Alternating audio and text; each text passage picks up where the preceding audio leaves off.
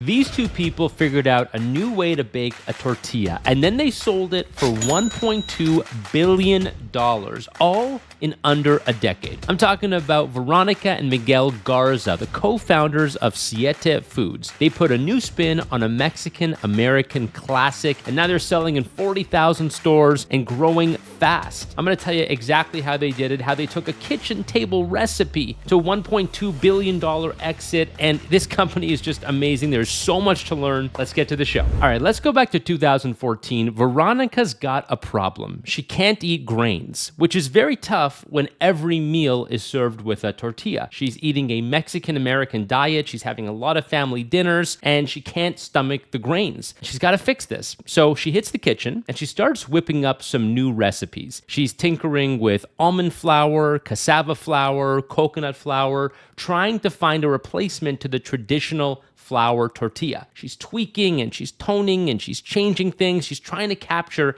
that classic tortilla taste without the bad stuff that's going to hurt her stomach. Finally, she gets it, and it's really, really good. So good that her brother Miguel encourages her to sell it. Hey, don't just make it and hog this recipe and serve it to yourself and our family. Why don't you go ahead and sell this stuff? Because I think it's really good. And now she agrees. She says she will do it, but only if he does it with her.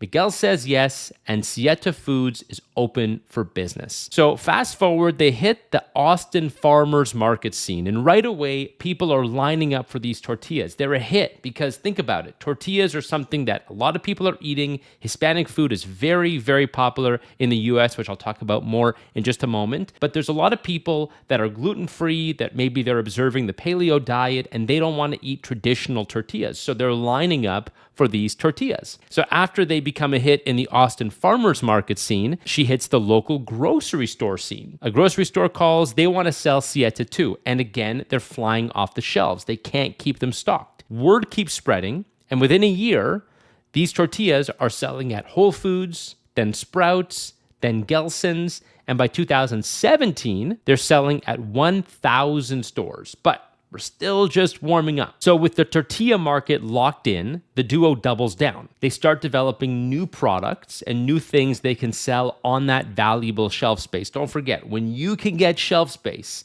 in a supermarket, there is a lot more you can do with it. If you can develop more products, complementary products, other things you can sell to those same buyers, they will take it. If it's any good, they'll take it, and you can actually grow the accounts, land and expand. So they start developing new products, chips, seasonings, hot sauces, all the good stuff. And again, no grains allowed in Siete Foods. And with each new product, they're seizing up more shelf space.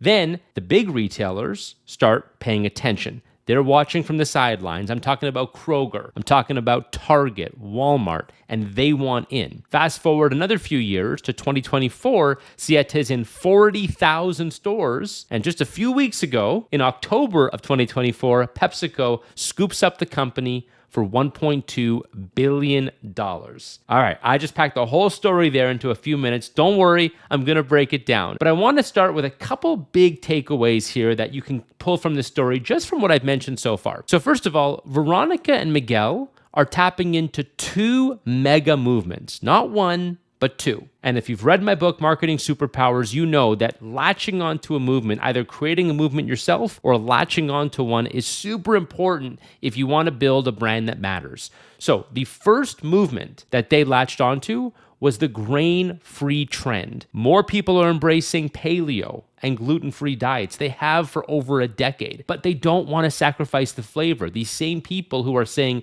I don't want to have gluten, they're the same people who are snapping photos of their food and posting it on Instagram and taking videos and posting them on TikTok. So these people don't want to sacrifice flavor and sacrifice the experience and the social experience of food in favor of the gluten-free diet. They want both. They want the best of both worlds. So if you can combine really good flavor and a brand that they can get behind with the the gluten-free and the dietary restrictions, that's a brand that will take off. That's one movement they latched onto. But it's not just one, it's two. Mexican-American food. It's the third most popular cuisine in the US, fueled by a growing Hispanic population. A whole lot of people who are Hispanic and want to eat the food they grew up with, and also a whole lot of non-Hispanics that just like the food. Siete put these two things together, serious trend stacking, and they backed it with a great product, because a great trend and great marketing and great brand, all that kind of stuff, it's not going to mean anything if you can't deliver with a great product. And that's how you turn a kitchen table recipe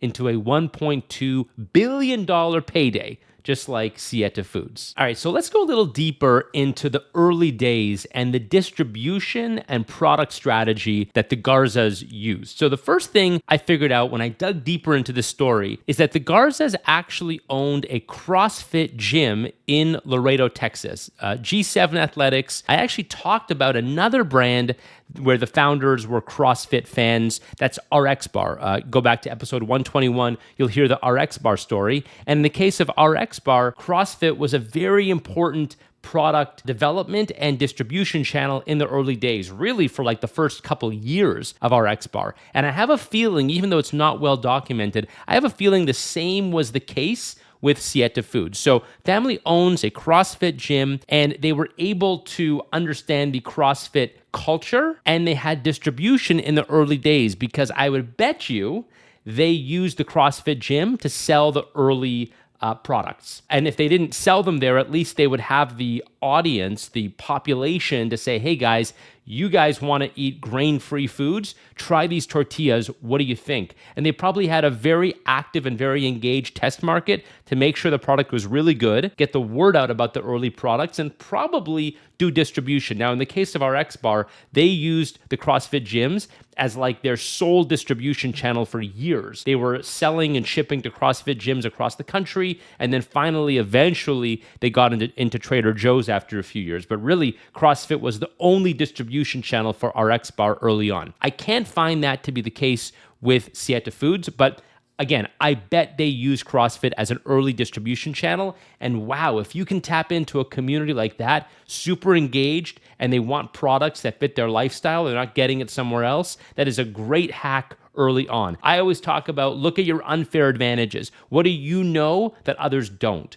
What do you have access to that others don't have access to? And tap into those. It's not always money. It's not always cash. People think, oh, it's just about money. No, it's not. It's having a relationship with a CrossFit gym and being able to tap into that population. Huge advantage. Huge advantage. Next thing I want to talk about is the idea of manufactured demand. Manufactured demand. So if you go through the Siete story from the early days, 2014, 2017, 2021, and 2024, what you'll notice is a common theme of every time they put their product somewhere new, whether it was the CrossFit gym or the farmer's market or the local grocery stores, the co-ops, the local Whole Foods, the regional Sprouts, all the distribution outlets they were in, they were always selling out. They were always selling out. Every single time they put their product on the shelf, they were selling out. And that's a very good position to be in, because it shows that there's this scarcity. So it's good for the customer, because the customer knows that if they see it on the shelf, they better get it fast. And then it's good for the retail channels, because they're saying, hey, every time we get this product in, it's selling out. And it's good for the next retail customer, because you can say to them, hey, we just put it in this grocery store. They can't even keep it stocked. They're ordering more and more. You've got all these great case studies and great testimonials. But here's the thing. I use the term manufactured demand. Now, I don't know for sure if this is what Siete was doing, but here's how I would play this exact same game. I know that if I put my product in a farmer's market and it sells out, that's a great place to be. So what am I going to do? I'm going to make a small amount of product. I'm going to make sure that it sells out. So I'm going to go scope out that farmer's market. I'm going to say, okay, is this going to do well here? All right. How many do I think I can sell? I think I could sell 30 units in a day. all right, let's show up with 17 units. Let's show up with 15 units. Let's not produce 30 or 40 units if we think we can sell 30. Let's show up with half that so that we can say, hey, it's sold out. And they did that at the farmer's market. They did it at the co-op, the regional grocery stores, and so on. And this is a strategy that's employed by lots of companies, big and small. Ferrari does this. Louis Vuitton does this. Apple does this. Rolex does this. Harvard does this. Every elite university does this, right? There's only so many spots, and they always make sure that they take 3 or 4% of those who apply, never a very high percentage. Now, here's where it becomes counterintuitive. If you're an entrepreneur and you're a business owner, one thing that you want to do, and I did this early on, I was so stupid, I made this dumb amateur mistake, is you try to be big-chested and you try to have a big ego and you try to say, hey, we're already everywhere. Like, someone says to you, maybe a potential investor or a potential customer says, hey, like, where do you guys sell today? Or who are you working with today? And you try to put on this big dog and pony show and say, oh, we're everywhere. We're working with the biggest clients. We're working with the biggest people in the industry. Our product's available in the biggest places. And then the next question is, okay, cool. So if you're already available everywhere and you're totally saturated, why have I never heard of you? Or if you're already available everywhere, I made this mistake with an investor early on. They said, where are you guys available? I said, oh, we're available everywhere. And they said, cool, so why are you only doing $300,000 a year in revenue? Like, where's all the money? You're telling me that you've already saturated the market and you're making $300,000 a year? Like, what? Why aren't you making $50 million a year? So it's actually a better idea to talk down your story. To think about the confines, the constraints of supply and the constraints of market distribution. Here's what I mean by that. If you think about your story, it's a much better story. Everybody wants to say, oh, my product's available at Walmart nationwide. Cool, that's a good story, but it's much better to say, hey, my product is in 10 different retailers and it sells out every single week. They can't keep it on the shelf. That's actually a better story. My product is selling out is a better story than my product's available at Walmart. Who cares if your product's available at Walmart? So are 300,000 other products. Like, who cares? But if your product is selling out, I don't even care what grocery stores it's available at. I don't even care what accounts you have. All I care about is those two magic words, sold out. You are sold out. So think about manufactured demand and manufactured scarcity, and think about how you can put your product in a position where wherever it goes, there is more demand than supply, right? That is so important to your story early on, and it never ends. Like I said, even in the case of Rolex, it's a $9 billion revenue company, and they still make sure there's way more demand than supply. The last thing I want to talk about here is the financing strategy. You guys know, especially when I'm looking at high growth companies, I want to know, where is the cash coming from? Where is the cash going? What are the unit economics? Show me the money. Show me the money. Okay, let's talk money. 2014, Siete launches, bootstrapped. No investors in 2014. They raised $1 million from angel investors in 2015. Then in February 2019, 4 years later, they raised $90 million for a minority investment. Stripes Group invested. Stripes is a New York investment firm. They invested $90 million for a minority stake. Let's call it 49%. And then finally, in October 2024, PepsiCo acquires the company for $1.2 billion. Think about what has to happen for this financing strategy to take place. So for angel investors to invest $1 million in 2015, 1 year after founding, they had to spend that first 12 months proving the hell out of demand. They had to be doing so much hustling, so much baking in the kitchen and selling at farmers markets and selling at CrossFit gyms and proving demand, getting the product right without raising a dollar. I love that. Get your product right. Get your distribution right. Get your demand right. Get your customer and your unit economics right.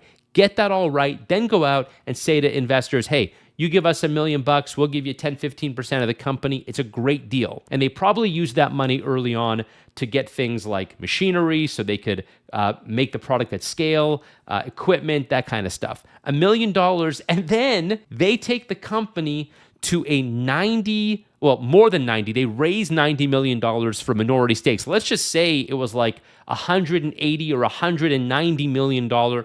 For simple math, let's just say it was a $200 million valuation. They raised $90 million because it was a minority stake. To take the company from a valuation of, let's say, $10 million to $200 million, which is pretty conservative numbers, that is unbelievable on that small amount of capital. They had $1 million to build a $200 million company. And this is not like virtual digital services like the world that I'm in, right? This is like real world. We are making tortillas and we are selling them across the country. That is unbelievable. And then let's just say it was a $200 million valuation in 2019.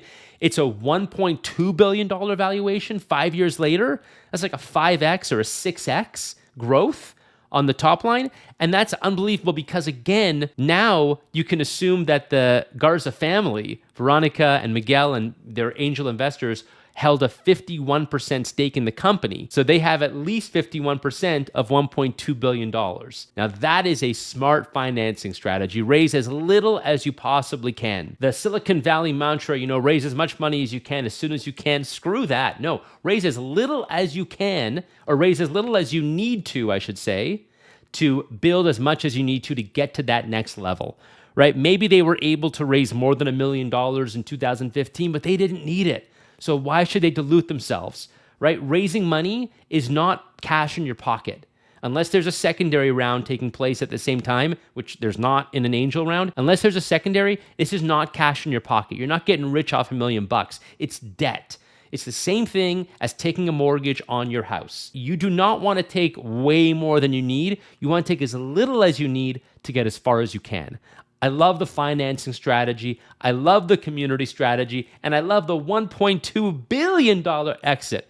Congratulations to the Garza family. Wow, this is entrepreneurship at its best. Let me know what you guys think. You can get me at jondavids.com. Get on the newsletter while you're there. And I'll talk to you guys next time.